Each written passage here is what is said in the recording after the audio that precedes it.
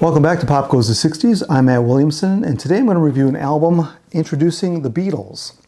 This is an album that doesn't get talked a whole lot about because when the Beatles standardized their catalog in the mid-80s, when the CDs were released, the British Please Please Me became the de facto version of this album. So this album just kind of disappeared, and although it's popular among collectors, it doesn't get talked about a lot.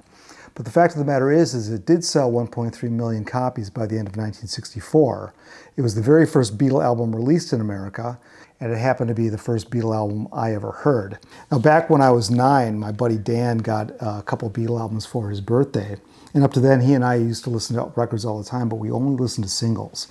But it was at this time I pulled out this album from my parents' album collection amongst the Perry Como records and other things, and put it on, and I just loved it. Now, I had heard a couple Beatles songs before. One of the Beatles songs that Dan had was this one right here, was VJ, Do You Want to Know a Secret, with Thank You Girl as the A-side, I guess. And Dan, this is the actual record. I still have this. I borrowed it from you, never gave it back. Borrowed. Used to play it in art class in grade school. But the old trope that Rubber Soul was the Beatles' first masterpiece, I think, is not so. I think this album was the first masterpiece, and this was the time when rock and roll changed from rock and roll to rock music. Now, we all know how the American albums got butchered and truncated and chopped up compared to the British releases, and I would say this is the album that was released in America that is most closely resembling the British counterpart. There's only 2 tracks that are omitted, and the running order is practically the same. So that's kind of interesting. So this is pretty close to what they were hearing in England. Now, this was actually supposed to be released in July of 1963, and it got released in January of 1964 on the 10th, 10 days before Meet the Beatles. And the reason it got released so late is that the owner or the president of VJ, Ewart Abner, how's that name for you? He got in a little bit of trouble. He was gambling with the company's money, paying off some gambling debts. So that put back a lot of releases for VJ, and it waited until January of '64. Now, there were 2 main versions of this album. So the Beatles' first 2 singles, you had the first one, Love Me Do, and P.S. I Love You, and the second one was Please Please Me and Ask Me Why. Both of those singles were on the British album Please Please Me. Well, this came out in 2 different versions. And one version had P.S. I Love You and Love Me Do on it, and the other version had Please Please Me and Ask Me Why. This is the second version. So I listened to Please Please Me and Ask Me Why, and those were 2 of the standout tracks when I started listening to this record. And one of the things that caught me immediately with this group, I really was hit and grabbed by the harmony vocals and just the pure energy of these songs.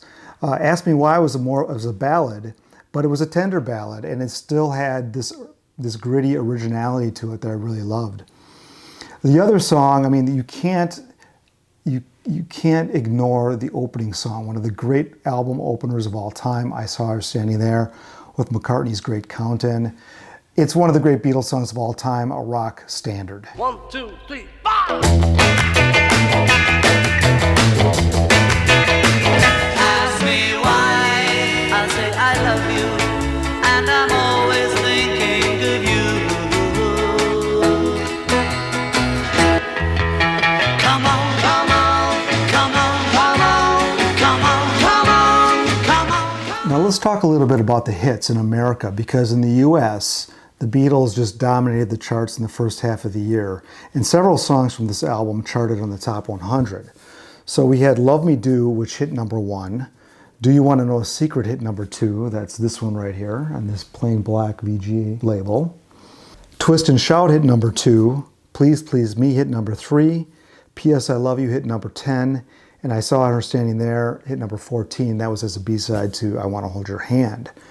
This album was packed with hits, and people took to it right away. Now, I mentioned earlier that this album signifies the shift from rock and roll to rock. Part of that reason, I think, is because the amount of originals on here.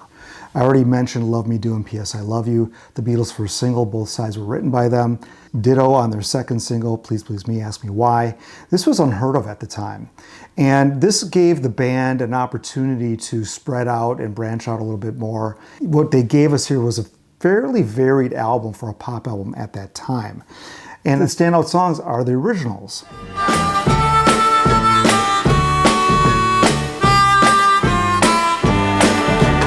Keep all my love forever. P.S. I love you. So I already mentioned Ask Me Why. That was a B-side, a little bit of a lesser known track. I've noticed some people not liking that song as much in videos I've seen on YouTube. I love that song. I think that this album has a very bluesy tinge to it, this forlorn love, this feeling of isolation that's somewhat familiar in John Lennon's songs. We hear that on this song in Misery, and the other song, There's a Place. So you've got these great original songs that weren't the hits that are very rough and ragged, but they have some blues cred to them. The world is treating me bad. Misery. And it's my mind. And there's no time when I'm alone. Now this album was written really in the Brill building feel. The set at the time was very Brill building influenced, and I think some of these songs reflect that. Certainly you'll see that in a couple of the covers. But overall, you've got this high energy balanced with this morose feel on some of these other original songs like Misery and There's a Place.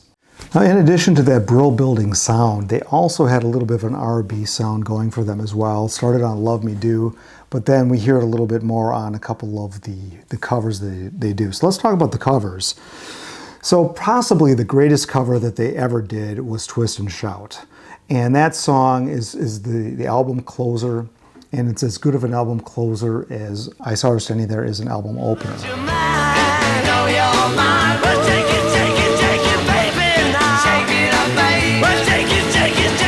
Another song, a more Brill building sound, is the Burt Bacharach Hal David song, Baby It's You. Now this is a song that, I'm surprised they did this song. Great song, I love Bacharach and David's stuff. I don't think they did any other Bacharach songs that I'm aware of. But this song is one of the highlights of the album, and it's just got a great feel to it. And again, one of those kind of somber songs. Ditto with the song Anna, the Arthur Alexander song, which was virtually unheard of in the States. He may have released it as a single, but the Beatles made it popular on this album. Anna, girl, before you go now, I sit alone at home and I cry over you. What can I do? The song A Taste of Honey is from the film of the same name, and it's interesting that they're doing basically a show tune, and McCartney takes lead on that one. And then we have the song Boys, sung by Ringo, which is another very high energy song. And it's one of my favorite songs that Ringo sings. It's just, I think it may be his most fun song. And he's singing about boys, which is kind of weird, but it never occurred to me that that would be odd. I just loved it, and it's, talk about boys. I've been told when a boy kisses a girl, take a trip around the world. Hey, a taste of honey, tasting much sweeter than wine. And then finally we have George Harrison singing on the Goffin and King song Chains, which I always loved, another great harmony song. And, George is very suited to the Brill building style of songs. And he typically would do Carl Perkins or some of these other singers, but it's too bad he didn't do more of these type of songs. Whoa, these chains of love got a hold on me, yeah. Now, there were a couple singles released from this album in the States. I had mentioned Do You Want to Know a Secret and Thank You Girl. Thank You Girl, which is not on this album. But Do You Want to Know a Secret got to number 2. And this is this is probably the first Beatles song I ever heard. Listen, do you want to know a secret? Another thing that was released was an EP. This is a 4-song EP, BJ, and I guess the plug song on it is Ask Me Why. That's in big type. And also on this side is Anna. And on the back side, we've got Misery and A Taste of Honey. So a nice selection of songs. This was given to me by somebody. It's a nice little thing to have. And the EP format never took off in America because we just bought albums here, pretty much. So one of the things I want to do, this is the first Beatle album I'm reviewing. I wasn't going to do reviews originally, but I changed my mind. And I played this one recently. Every time I play this album, I'm just taken back to when I was 9. And this album is just always a pleasurable listen for me. So I thought, well, let's review this. Let's see what we can do in a review. But one of the things I want to talk about in some of these reviews with regard to the Beatles is that the Beatles were not perfect. And sometimes I ask myself, well, what were the problems with this album? What could have been better? What didn't work right? And it's pretty darn good. Almost everything worked well. But one of the things I think that didn't work in every instance was, we all know this was recorded in one day. It was like a 13-hour session. And their voices were shot by the end of it. And their voices took a lot of beating. Obviously, it worked to great effect in Twist and Shout with John Lennon's vocal. But we hear a little bit of fatigue in the voices, maybe on A Taste of Honey and Do You Want to Know a Secret? And that's Paul and George's leads, respectively there. Minor critique, but you can hear it.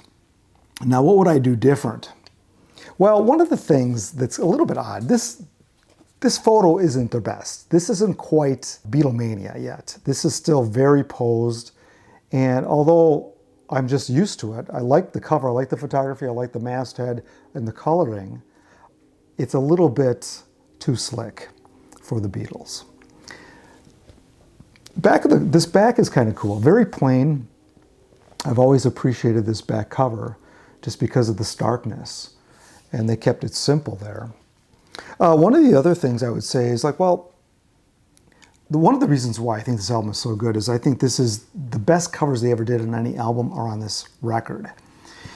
And if Twist and Shout is their best cover, I think I can make that argument. And a lot of people do, although I'm open to others. Perhaps Long Tall Sally is their second best cover. What if Long Tall Sally was also on this album? What one of these covers would you have ditched? That's one of the things I kind of think of now and then. Now, as I said earlier, this album sold in great quantities, and it even was selling well after VJ went out of business. I happen to have seen this being sold in stores as late as the early 80s. And these were counterfeits. Let me tell you how you can tell them apart. Now, the original, the color on it is much more fuller than on most counterfeits. Here's an example of a counterfeit that has more of a washed out photo, and the background is real monotone. It's a single tone, whereas the photographic sweep behind here has some different hues to it. And the main way you can tell is that there's a shadow here of George Harrison that is not on the counterfeit. So I don't know too much other than that, other than the labels, which are a dead giveaway as well. On the original, you've got the rainbow outline on this VJ label, and that's about 1/4 to 3/8 of an inch in width on that rainbow. But on the counterfeit, they skimped on that, and they couldn't cut it properly, and most of that rainbow gets cut off. So the label's slightly smaller on the counterfeits, and that's another way you can tell. And these, of course, aren't true stereo. And one other giveaway is on the counterfeits, the name The Beatles is below the spindle hole, but on the original, the name The Beatles is above the spindle hole. You know, speaking of the cover photo, I just was reminded of the Canadian cover equivalent called Twist and Shout. This has the jump, one of the famous jump photos, which I think is a little bit more, it's more Beatley. I think this is a better, I don't know if it's a better photograph. It's not as sharp as this one, but it really shows the Beatles more as they were in the Mop Top days. I think this album is as good of an album as they have ever done. And one of the things that makes it great is this spontaneity and energy they had. They recorded it in one day, and because of that, I think there's an urgency to it that some of their other albums don't have. And it's as life-giving as any other of their albums. And I think the naivete that they brought to this album is really charming. And one of the things is that they were on the way up here. This is the last time that they were trying to get to the top, because after this, they were always looking over their shoulders. So this has a little bit of a special feel to it because of that, I think, and something that their other albums don't have. That's why I love it so much and why it sounds so fresh today. Anyway, that is introducing the Beatles. Stay tuned for more Beatle reviews here on Pop Goes the 60s.